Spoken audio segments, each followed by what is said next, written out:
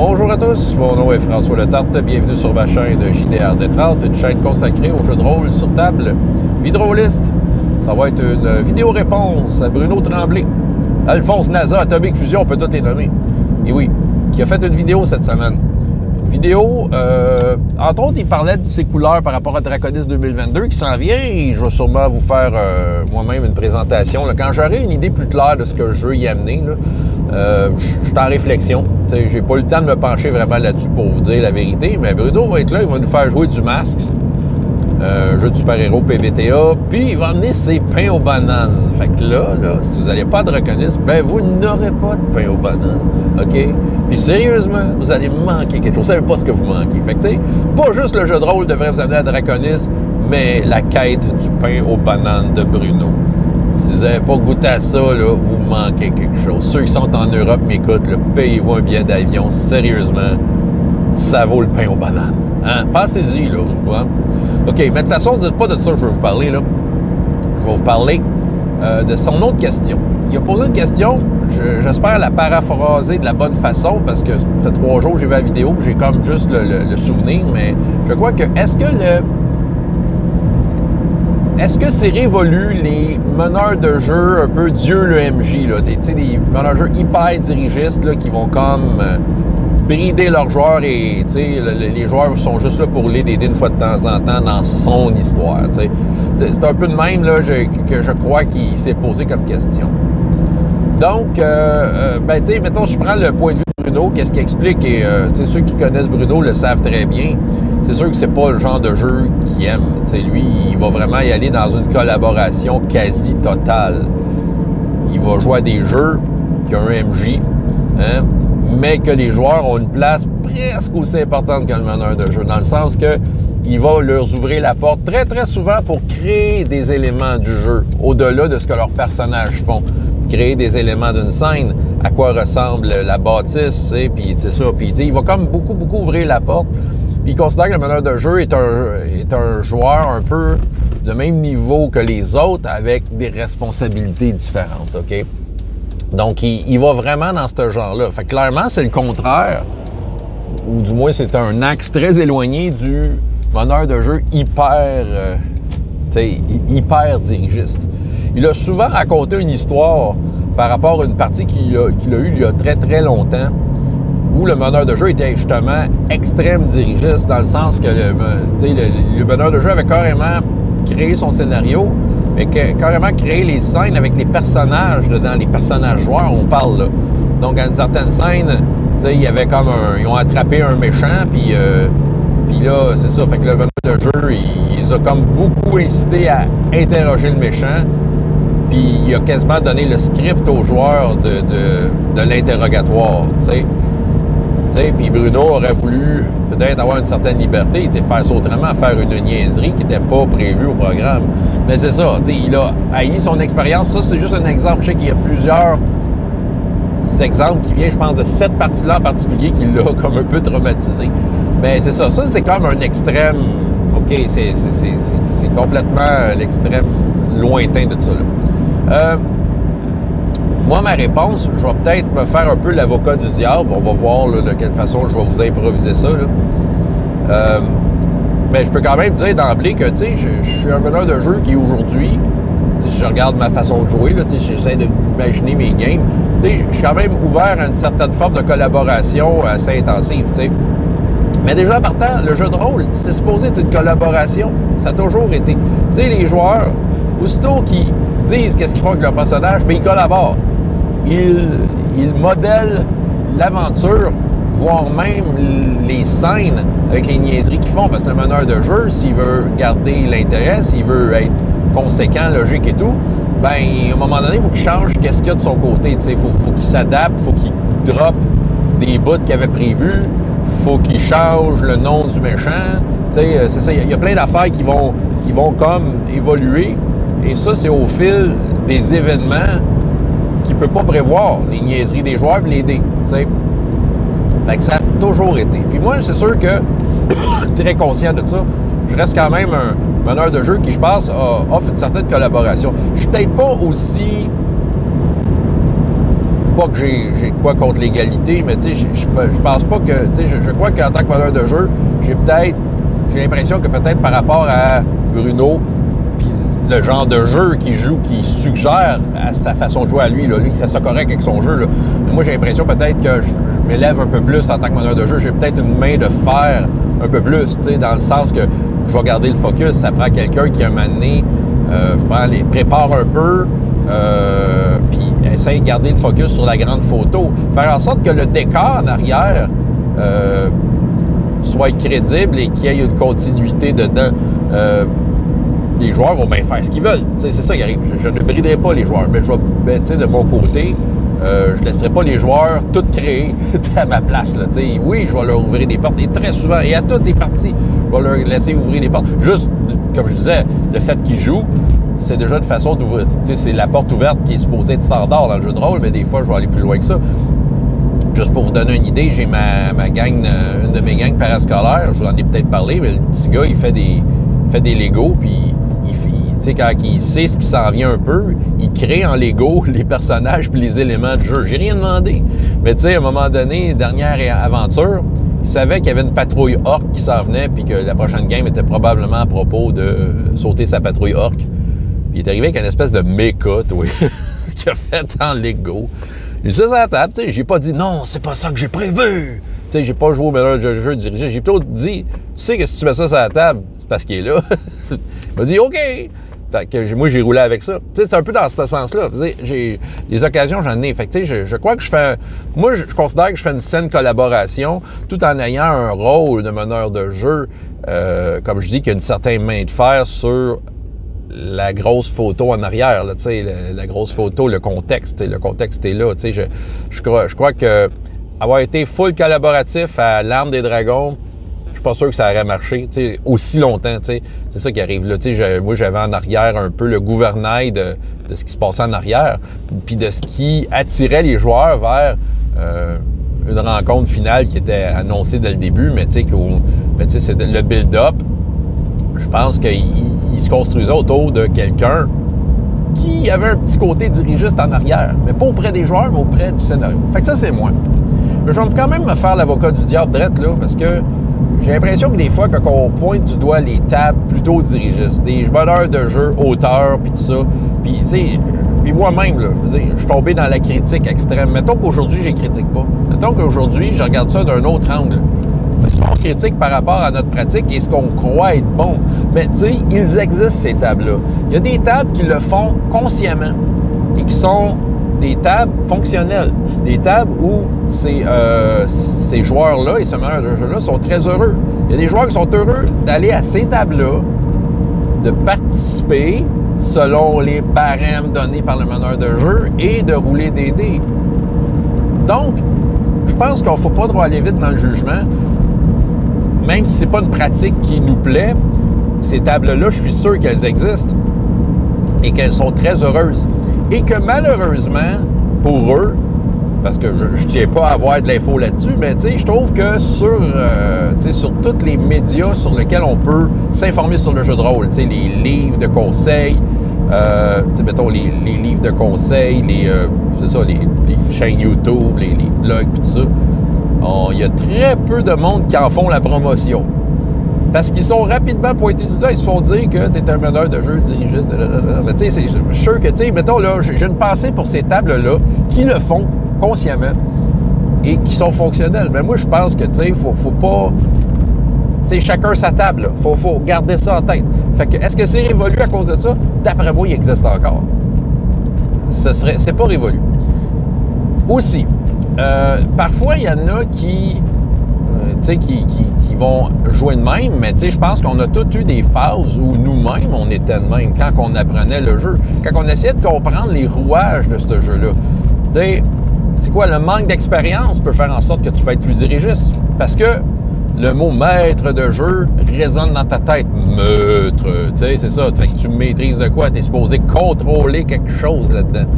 Fait que à cette heure que tu as un pouvoir derrière ton écran, tu as l'impression que ton pouvoir, le bras de ton pouvoir va s'étendre jusqu'au personnage. Peut-être. Manque d'expérience. Manque de confiance. Manque de confiance en tes capacités. Tu Tu sais, dans le fond, là, tu prépares plus, tu prépares davantage. Tu sais, t'essayes d'imaginer d'avance toutes les possibilités. Tu veux que les joueurs aient une certaine liberté, mais tu essayes d'imaginer toutes les possibilités possibles, puis tu les mets dans ton aventure parce que tu n'as pas confiance. Tu n'as pas confiance à ta capacité à te revirer de bord. Ce qui fait que tu vas être dirigiste, peut-être, ça va peut-être t'amener à être dirigiste parce que tu vas essayer de caser les joueurs dans une des réponses que toi, tu as choisies, tu sais, d'avance dans ton histoire, tout ça. Ça peut arriver parce que tu as peut-être peur, tu as peut-être une certaine crainte que tes joueurs bousillent ton scénario. Hein? Fait que, tu sais, tu vas comme leur dire non, parce que c'est pas ça que tu as pensé. Tu sais, dans le fond, tu as la crainte que ta super idée, tu as été chez vous, là, puis tu as eu une idée de génie, là. Ha, ha, ha, tu as trippé tout seul dans ton sol. Puis là, c'est ça. Fait que là, tu t'arrives à la fameuse séance. Et les joueurs, tu sais, j'ai des mauvaises nouvelles pour ceux qui ont de la crainte, qui font ça de même. Je pense qu'à toutes les séances, je veux dire, ton idée va se faire bousiller, là, grande. Tu sais, il va en rester des bons morceaux, là, mais tu sais, ça sera pas exactement comme tu l'as imaginé, non, parce que premier jet de dés, première niaiserie de joueur, tu sais, c'est ça, tu sais, il va se passer de quoi, tu sais, à moins que tu décides d'avance ce que les joueurs font. Tu sais, c'est ça. Mais en tant que tel, c'est ça, des fois, la crainte de te faire bousiller le scénario peut te rendre peut-être plus dirigiste. Tu sais, tu vas comme brider les joueurs vers ton idée parce que tu as peur, parce que ton idée est bonne, tu as peur que ton idée, là, elle parte, elle éclate en morceaux. Ça se peut. Puis on a tous eu des phases de même en tant que meneur de jeu, là, tu sais, je veux dire, ils sont très peu nombreux, sont ceux qui ont parti avec une façon très collaborative de jouer ça. On a tous un petit côté de même, on l'a tous vécu. Mais ça, c'est de l'expérience, je veux dire.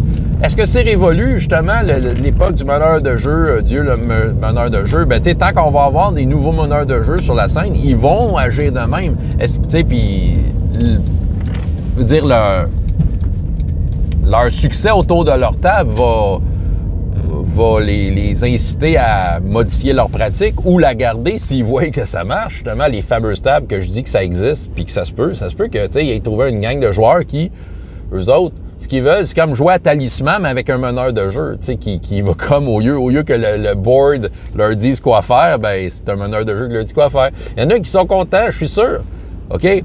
Mais il y en a d'autres que c'est ça, ils vont comme voir et ils vont vouloir améliorer leur pratique, ils vont probablement se poser la question, ça pourrait être mieux, puis ils vont finir par développer des techniques qui vont amener une plus saine collaboration avec tous les joueurs.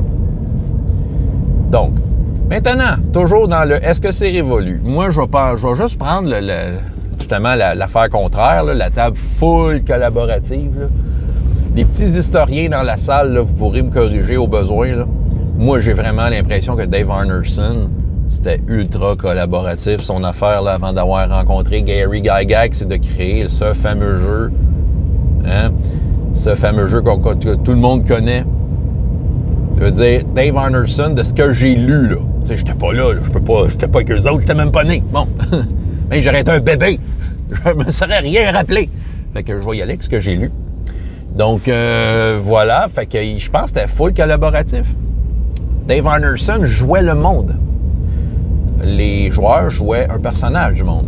Tu sais, Dave Arneson faisait le rôle du monde. C'est ça. Puis, mais je pense que son fameux Blackmore, a été créé de ces échanges-là avec des règles très, très minimales. OK?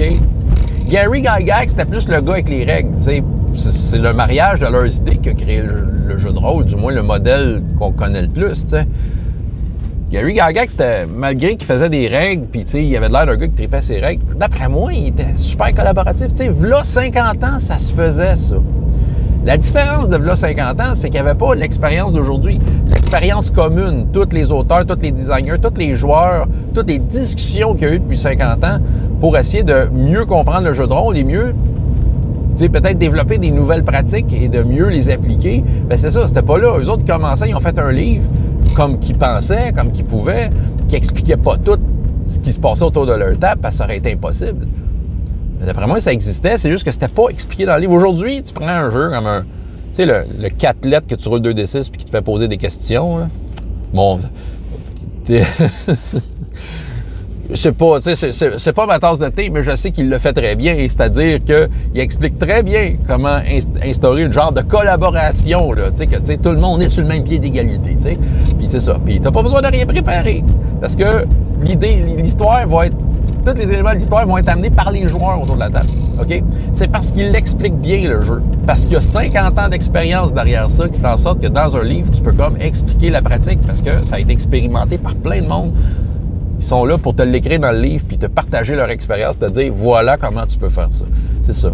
À l'époque, ça existait, c'était peut-être fait un peu croche, mais je pense que ça se faisait sans que ça soit écrit dans le livre, c'est ça. Là, les gens, c'est sûr qu'il y avait le livre avec les règles. Fait que les autres pensaient que les règles passaient avant bien des affaires, tu sais. Parce que c'est tout ce que tu avais dans tes mains. S'il ne voyait pas quelqu'un d'autre jouer, il lisait le livre puis il appliquait ça. Même si dans le livre, il suggérait des petits indices d'à quel point que tu peux être freestyle là-dedans. C'était quand même les règles qui étaient importantes.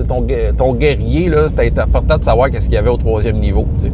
Savoir si il avait des émotions, c'était pas important. OK?